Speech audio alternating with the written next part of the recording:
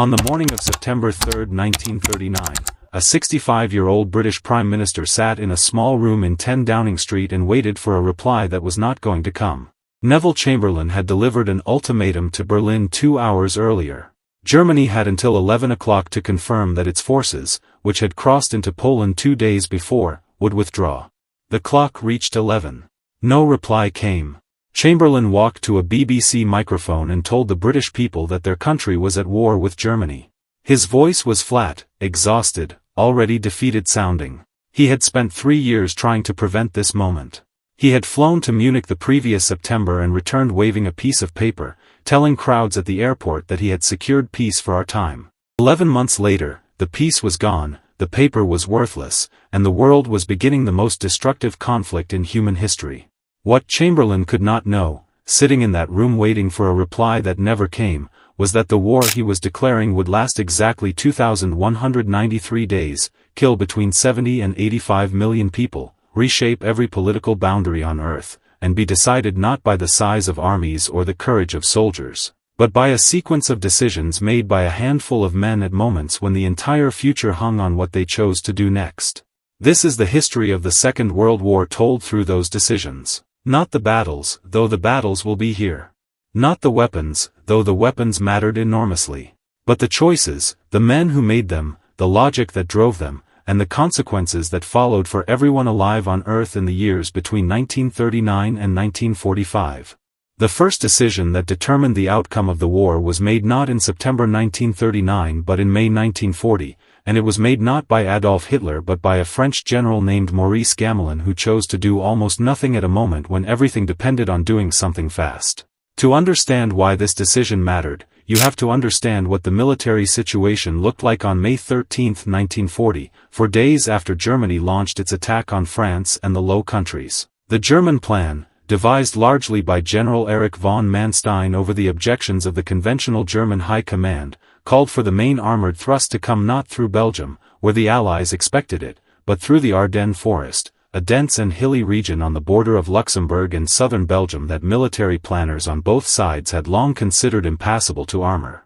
Gamelin agreed with this assessment. He had left the Ardennes defended by only 10 reserve divisions, older men with obsolete equipment and minimal motorized transport, because he could not imagine that the Germans would attempt what Manstein had designed. On May 13, the Germans proved him wrong. 7 panzer divisions under General Ewald von Kleist crossed the Meuse River at Sedan, punching through the thin French line with a speed and violence that shattered units before they could report what was happening. By the evening of May 14, the breakthrough was complete.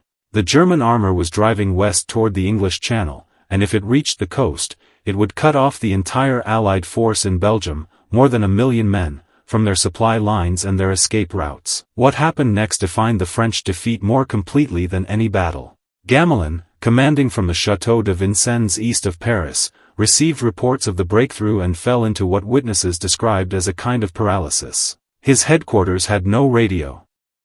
Orders traveled by motorcycle courier. The general himself issued no decisive response for the first critical 48 hours.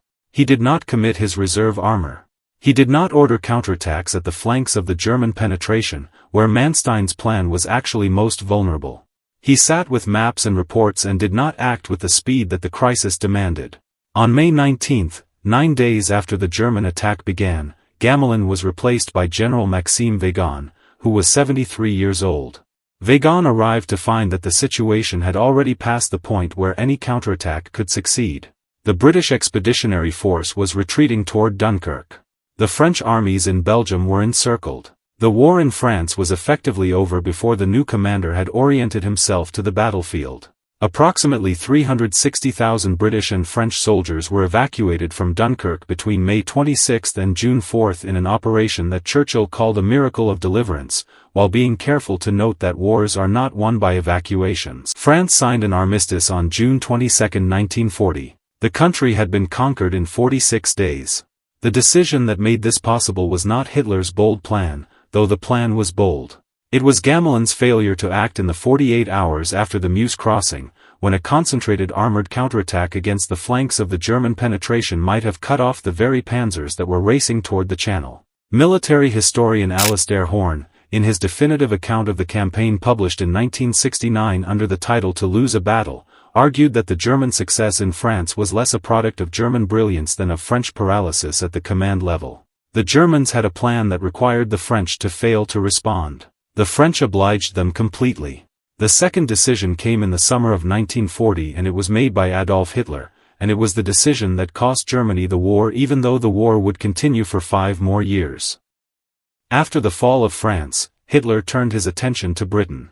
The plan to invade the British Isles, Operation Sea Lion, required the Luftwaffe to establish air superiority over the English Channel and southern England before German troops could cross. Beginning in August 1940, the Luftwaffe launched what became known as the Battle of Britain, a sustained air campaign designed to destroy the Royal Air Force and break British civilian morale. For the first several weeks of the campaign, the Germans came very close to achieving their objective. The Luftwaffe concentrated its attacks on RAF airfields, radar stations, and aircraft production facilities. Fighter Command, led by Air Chief Marshal Hugh Dowding, was suffering losses it could not sustain indefinitely. In the last week of August 1940, the RAF lost 466 aircraft and 103 pilots killed. Airfields were being cratered faster than they could be repaired. Radar stations were going offline. The system that Dowding had built, the integrated network of radar, observer posts, and fighter control that made British air defense so much more efficient than the Germans realized, was beginning to crack under the sustained pressure. On September 4, 1940, Hitler made the decision that saved Britain. Responding to a British bombing raid on Berlin, which itself had been a retaliation for a German aircraft accidentally dropping bombs on London in violation of existing orders, Hitler ordered the Luftwaffe to shift its primary targeting from RAF airfields to the City of London. The Blitz began on September 7, 1940, when 300 German bombers attacked London in a raid that lasted for hours and killed nearly 1,000 civilians. The raids continued for 57 consecutive nights. London burned. So did Coventry, Bristol, Liverpool, and Birmingham. The civilian casualties were severe and the destruction was enormous. But the RAF airfields that had been on the verge of being put out of action were given time to repair their runways and rebuild their strength. Dowding's fighter control system, which had been losing the attrition battle, was given a reprieve that allowed it to stabilize and recover. By the end of September, Fighter Command had inflicted losses on the Luftwaffe that made the invasion of Britain impossible. Hitler postponed Operation Sea Lion on September 17, 1940. It was never rescheduled. The decision to bomb London instead of continuing to destroy the RAF's infrastructure was driven by a combination of factors. Hitler's fury at the Berlin raids, Göring's overconfidence about the Luftwaffe's ability to break civilian morale, and a fundamental misunderstanding of how close the British air defense system actually was to breaking down. The Germans did not know how damaged it was because Dowding's system was too efficient at maintaining the appearance of organized resistance even as the reality was becoming desperate. Had the Luftwaffe continued attacking airfields for 2 more weeks, historians of the campaign have generally concluded that Fighter Command would have been unable to maintain effective resistance. The Channel crossing might have become possible. Britain might have been forced to negotiate. The American entry into the war, which depended on Britain remaining in the fight, might never have happened. Instead, Hitler lost his temper over Berlin and bombed London, and Britain survived. The third decision was made on December 11, 1941, 4 days after the Japanese attack on Pearl Harbor, and it was made by Adolf Hitler again, and it remains one of the most debated and least understood strategic choices of the entire war. On that day, without any treaty obligation requiring him to do so, without any military advantage to be gained in the immediate term, Hitler declared war on the United States. Japan and Germany were allied under the Tripartite Pact of September 1940, but the pact committed each signatory to come to the defense of the others only if they were attacked. Japan had attacked the United States at Pearl Harbor. The United States had not attacked Japan. Hitler was under no legal or treaty obligation to declare war on America. He did it anyway. The declaration was delivered to the American Charge d'Affaires in Berlin on December 11, 1941.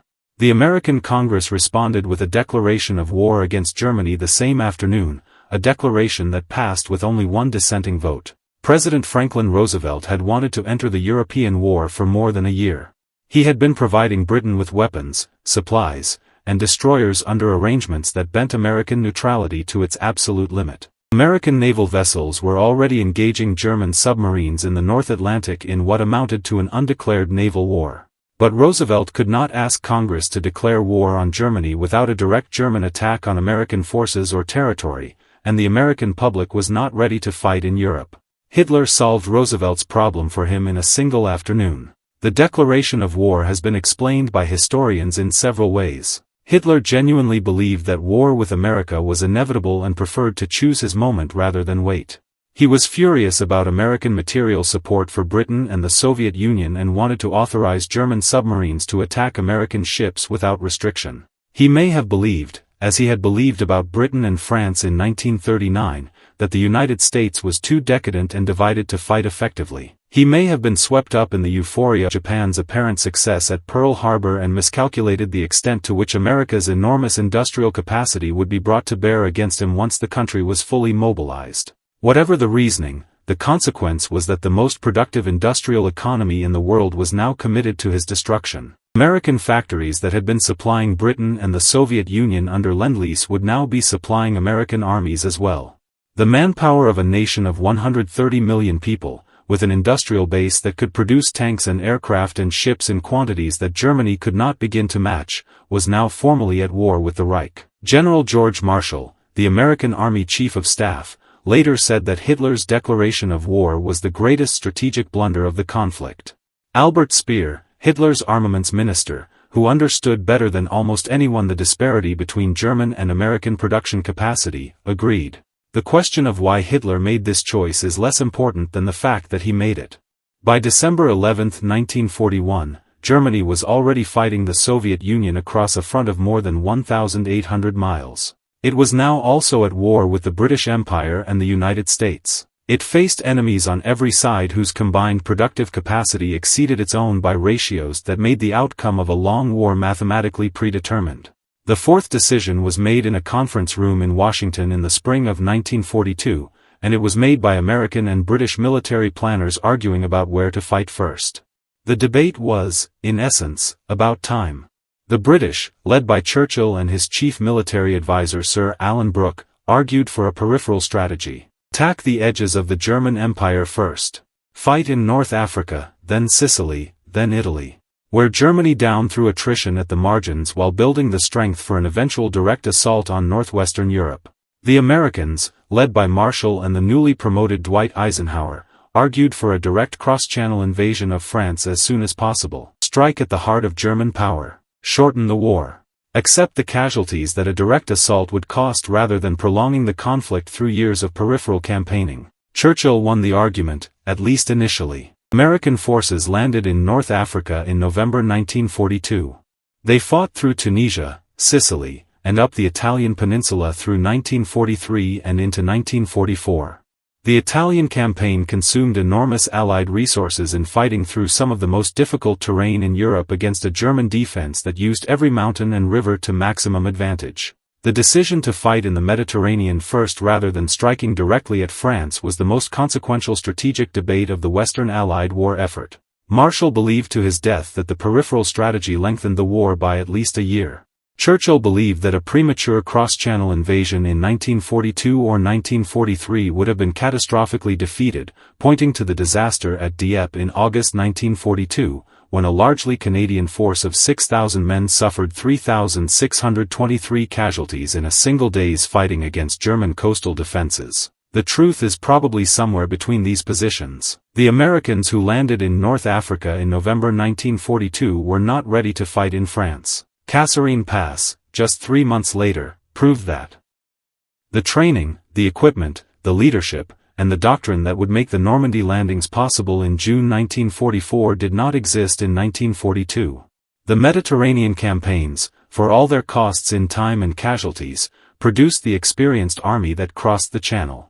What is certain is that the decision to fight at the periphery first kept the main weight of the ground war against Germany on the Eastern Front for 2 additional years, where the Soviet Union absorbed casualties that dwarfed anything the Western Allies experienced. Between 1941 and 1944, before American and British forces landed in Normandy, the Soviet Union fought Germany essentially alone in Europe. The price was approximately 27 million Soviet dead.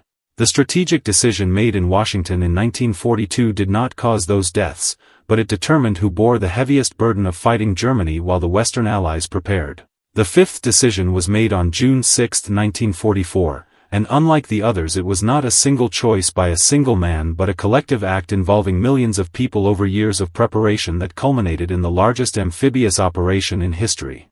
But within that collective act there was one decision that mattered more than any other, and it was made by Dwight Eisenhower at 9:45 in the evening of June 4, 1944, in a room at Southwick House near Portsmouth. The invasion had been scheduled for June 5. On June 4, the chief meteorologist for the Allied Expeditionary Force, a Royal Air Force officer named James Stagg, told Eisenhower that weather conditions over the Channel would make the operation impossible on the scheduled date. Winds, cloud cover, and sea state would prevent adequate air support, make naval gunfire inaccurate, and swamp the landing craft that would carry soldiers to the beaches. Eisenhower postponed the invasion 24 hours. Then Stagg returned with a forecast of a narrow weather window opening on June 6, a brief period of acceptable conditions lasting perhaps 36 hours before another storm front moved in. The window was marginal. Visibility would be limited. Seas would be rough. Conditions would be far from ideal. But they would be sufficient. Eisenhower went around the room. His senior commanders gave their assessments. The naval commander, Admiral Bertram Ramsay, said the Navy could do it.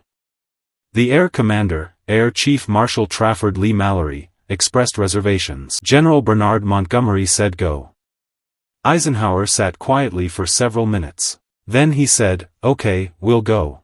The German Meteorological Service had assessed the same weather data and concluded that conditions would be too poor for an invasion attempt. Field Marshal Erwin Rommel, commanding the German forces defending the French coast, had left for Germany to visit his wife on her birthday and to argue in person with Hitler for additional panzer reserves. Most senior German commanders in France were attending a war game exercise in Rennes.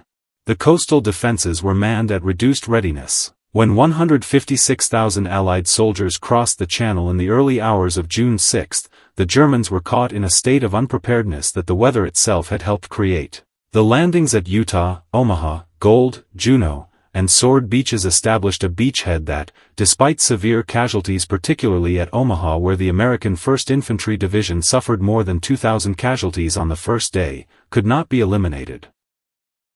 By nightfall on June 6, the Western Front that Germany had been dreading for 4 years was a reality. Eisenhower's decision to go on June 6 was made with imperfect information, under enormous pressure, with the knowledge that if the weather forecast proved wrong the entire operation would fail with consequences that might set back the Allied cause by years. His ability to make that decision, to accept uncertainty and act despite it, was the quality that Marshall had seen in him since their first substantive conversation in December 1941. It was the quality that had driven Marshall to promote him over hundreds of more senior officers. And it was the quality that, on the evening of June 4, 1944, put 156,000 men in motion toward the beaches of Normandy. The sixth decision was made in the spring of 1945, and it was made not by a general or a politician but by the accumulated weight of 1,000 smaller decisions made by scientists, engineers, factory workers, and military planners over the previous 4 years. The decision to use atomic bombs against Japan was formally authorized by President Harry Truman in July 1945, but the chain of choices that made it possible began in 1939, when a group of physicists, many of them European refugees from Nazi persecution, concluded that Germany might be attempting to build a weapon of unprecedented destructive power based on the energy released by splitting the uranium atom. Albert Einstein signed a letter to President Roosevelt in August 1939 warning of this possibility. Roosevelt authorized a modest research program. After Pearl Harbor, that program was expanded into the Manhattan Project, a scientific and industrial undertaking of a scale and secrecy that had no precedent in history. At its peak, the Manhattan Project employed more than 130,000 people across dozens of facilities scattered across the United States and Canada. The main production facilities at Oak Ridge, Tennessee, produced enriched uranium. The plutonium production reactors at Hanford, Washington, operated around the clock. The scientific laboratory at Los Alamos, New Mexico, directed by the physicist J. Robert Oppenheimer, designed and built the weapons themselves. The total cost of the project exceeded $2 billion, the equivalent of roughly $30 billion in current terms, all spent without the knowledge of Congress or most of the cabinet.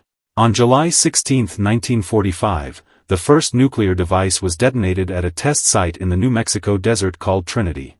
The explosion released energy equivalent to approximately 21,000 tons of TNT. The light was visible 200 miles away.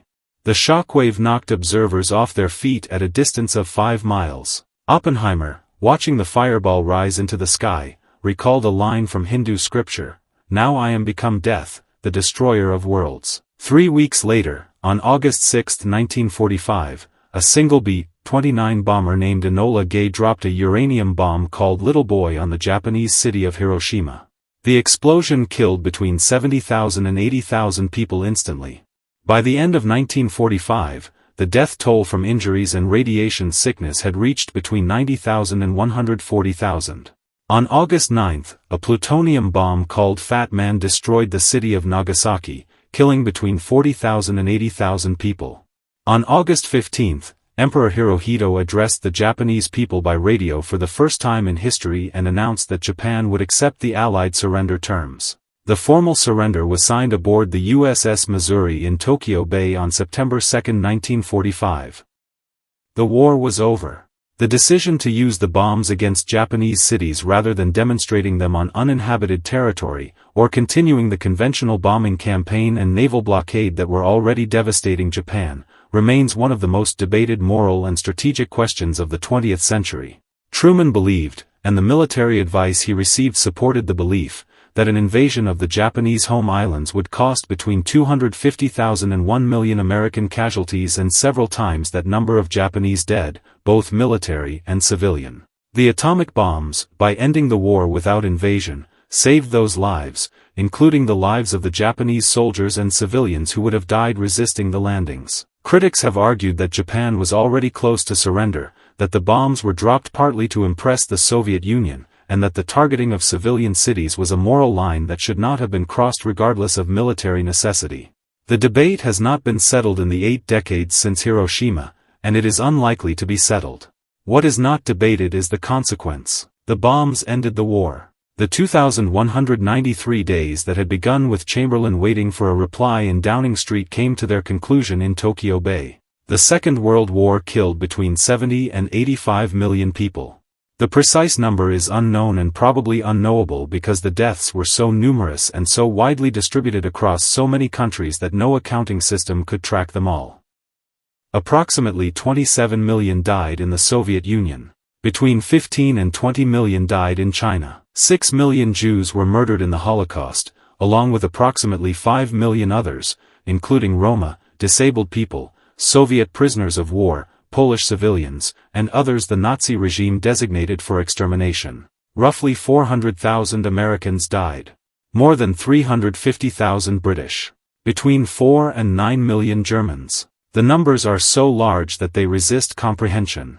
The historian Timothy Snyder, in his book Bloodlands published in 2010, documented the deaths of approximately 14 million people in the territory between Berlin and Moscow during the years of the war, killed not only in battle but by deliberate starvation, shooting, and forced labor. He tried to give some of those deaths individual faces, names, circumstances, because he understood that a statistic of 14 million teaches nothing while a single human story teaches everything. The 6 decisions described in this account, Gamelin's paralysis, Hitler's bombing of London, Hitler's declaration of war on America, the Allied strategic debate over where to fight first, Eisenhower's order to go on June 6, and the Manhattan Project's culmination at Hiroshima, did not cause the war. The war was caused by the ideology of National Socialism, by the Japanese imperial ambition that drove the attack on China and then Pearl Harbor, by the failures of international order in the 1930s, by the poverty and resentment that followed the First World War,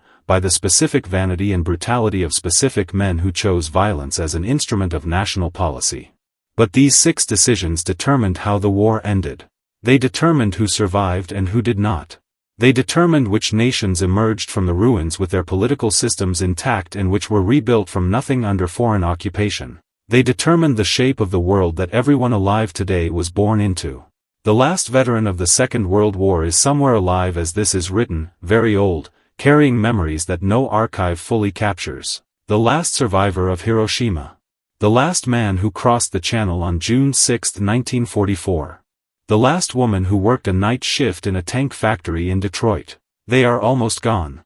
When they are gone, what remains is the record, the documents and the memoirs and the interrogation transcripts and the after-action reports, the evidence of what human beings did to each other and for each other across 2,193 days that changed everything. That record deserves to be read carefully, without simplification, without the comfortable mythology that reduces the most complex event in human history to a story of heroes and villains. The heroes were real.